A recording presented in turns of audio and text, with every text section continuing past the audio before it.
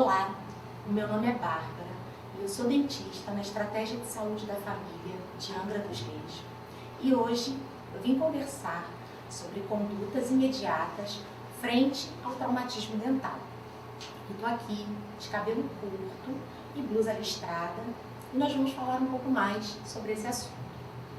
Esse assunto é extremamente importante para os pais, os responsáveis, os professores e toda a comunidade escolar, visto que a maioria dos acidentes, dos traumatismos, ocorrem ou em casa ou na escola, e isso já foi demonstrado pelas pesquisas científicas. Os traumatismos ocorrem com muita frequência com crianças na idade pré-escolar, vivem a fase pré-escolar. Pois essas crianças, além de quererem explorar o ambiente, brincarem, muitas vezes andarem de skate, de bicicleta, patins, seja uma corda, pulando o elástico, elas também não possuem a capacidade motora de autoproteção no momento de queda.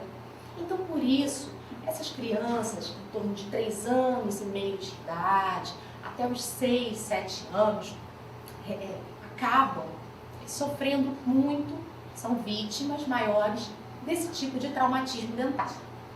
Os dentes mais acometidos por esse tipo de traumatismo são os dentes anteriores superiores, ou seja, os incisivos centrais das crianças. Por que esses traumatismos ocorrem tanto com as crianças? Porque esses dentes das crianças, eles ainda não estão completamente formados. A raiz ainda não está completamente formada, fechada. E da mesma forma, o osso que envolve esses dentes ainda não está completamente compacto. É um osso que se pode dizer mais macio e favorece a saída desse dente do local quando acontece esse tipo de trauma. Nesse slide, nós podemos ver a anatomia da avulsão dentária. A avulsão é a saída do dente do seu local onde ele deveria ficar e funcionar normalmente. Então, como dito, por que essa facilidade do dente sair do local? A formação da raiz ainda não está completa e o osso não está completamente compacto.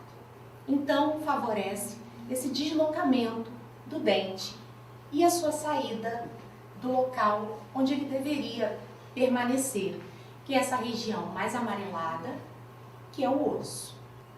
Além disso, os dentes permanentes, eles apresentam, logo após o nascimento, uma marca de serrinha nas bordas. Isso facilita a identificação de um dente e diferenciação entre o dente descido de leite e o dente permanente. E quais são as consequências, as sequelas que a perda de um dente pode provocar numa criança? Bom, nós vamos ter prejuízos à mastigação, à fonética e também à estética pela perda desse elemento. É muito importante estar atento, principalmente à questão da estética, porque é algo que pode prejudicar a autoestima desta criança. Se esse elemento for perdido antes do tempo, essa criança pode se sentir prejudicada em sua autoestima. E quais são as crianças mais sujeitas a esse tipo de trauma?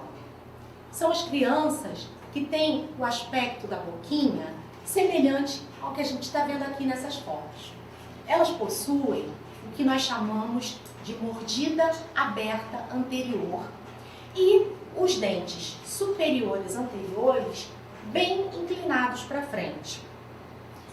Geralmente, essa mordida aberta, ela é provocada pelo uso da chupeta e do dedo por uma extensão de tempo maior do que o determinado pelo cirurgião dentista. Isso provoca o que a gente chama de uma maloclusão.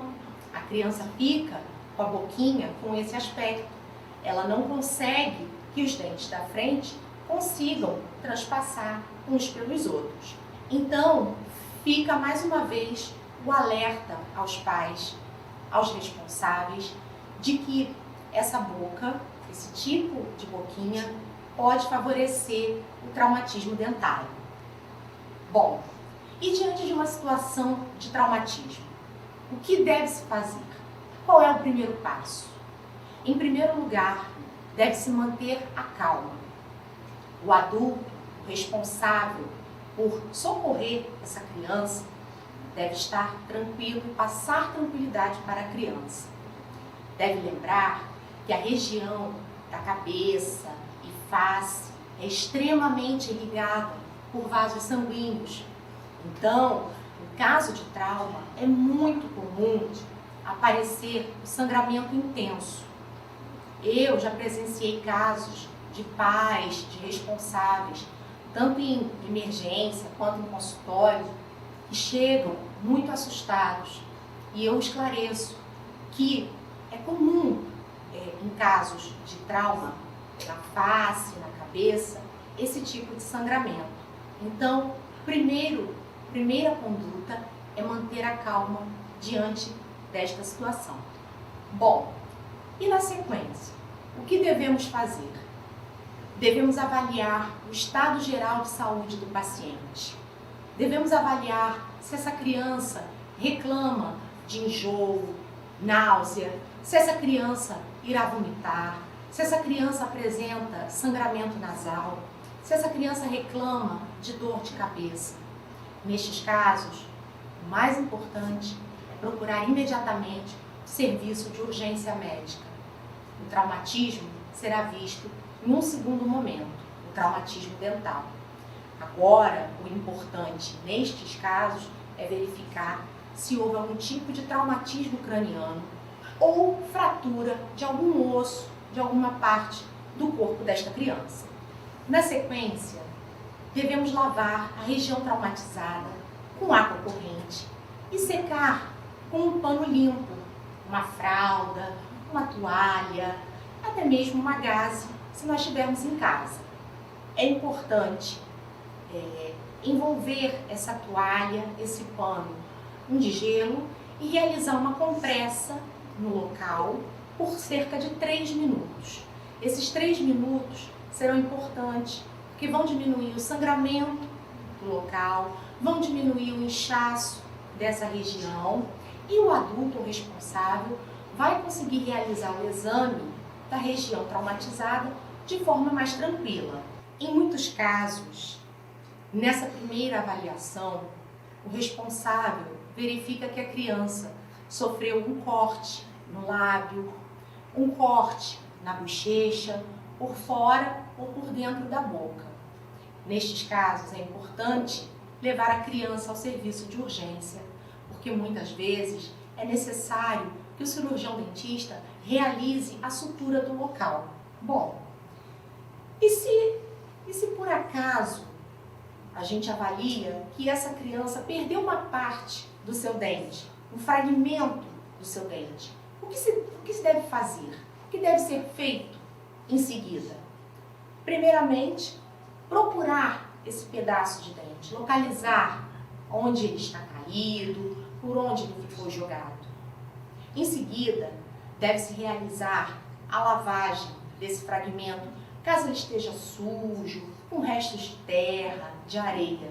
É sempre importante observar nesse momento em que for realizada a lavagem, que não se perca o fragmento dental debaixo da torneira.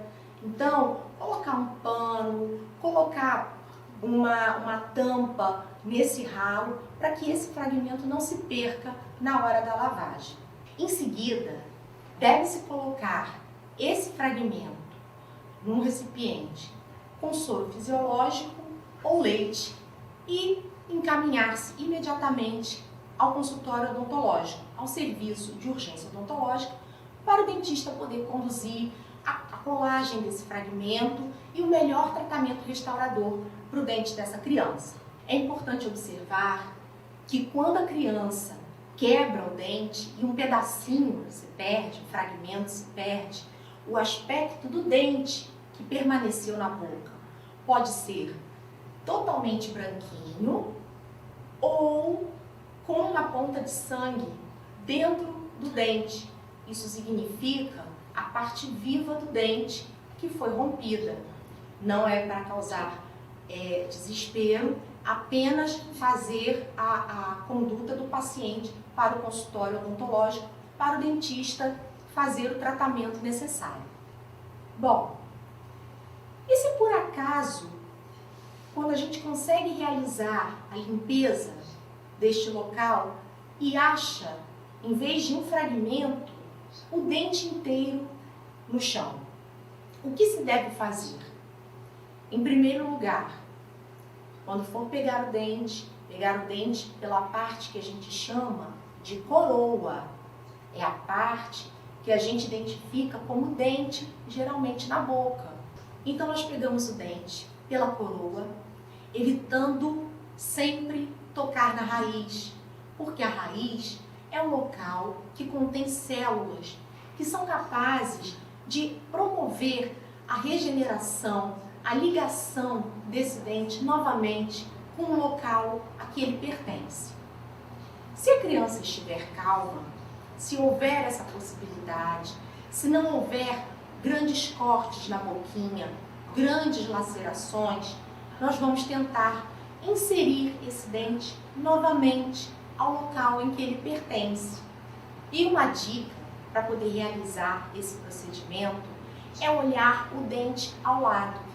Então, nós vamos encaixar esse dente, conduzi-lo ao buraco onde ele estava, de forma que não exerça grandes pressões e manter mordendo uma gaze, levar a criança até o cirurgião dentista para que ele possa complementar os procedimentos de urgência.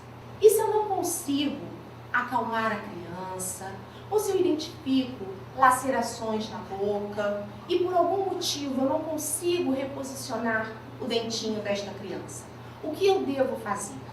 Da mesma forma, eu vou segurar esse dente pela parte coroa, lavar debaixo da água com cuidado para que ele não se perca no ralo e manter esse dente no copinho com soro fisiológico ou leite. E na sequência, devemos nos encaminhar ao dentista com o dente e a criança o mais rápido possível. O tempo é fator determinante do sucesso dos casos de reimplante quando acontece um traumatismo dentário. Quando nós falamos de tempo para o deslocamento até o dentista, nós falamos de um tempo muito breve, um tempo de cerca de 20 minutos para obter sucesso neste tratamento. A literatura apoia casos de sucesso de até 6 horas depois o reimplante acontecer. Porém, nós devemos respeitar e entender que o menor tempo possível será determinante no sucesso do tratamento do reimplante do dente. Uma observação muito importante que nós devemos trazer neste momento é que não se deve reimplantar dentes de leite. Quando nós colocamos a diferença entre os dentes de leite e os permanentes, é justamente para que o adulto, o responsável, possa realizar essa identificação de uma maneira mais fácil. Na dúvida, realize a colocação do elemento dentário num copo com soro ou leite e leve até o cirurgião dentista. Não reimplante dentes de leite, pois você pode provocar lesão ao dente que está em formação dentro do osso da criança, dos nossos ossos maxilares. Bem, em casos de trauma, onde não ocorre o deslocamento do dente, não ocorrem fraturas de fragmentos do dente, devo procurar o dentista? Sim, deve procurar o dentista. Deve procurar, pois o dentista será capaz de identificar a necessidade de realização de um exame, como uma radiografia, ou até mesmo um tratamento, pois quando acontece esse trauma, ainda que o dente não tenha se deslocado do local, ou pode acontecer o rompimento da parte viva do nosso dente, que fica dentro do nosso dente.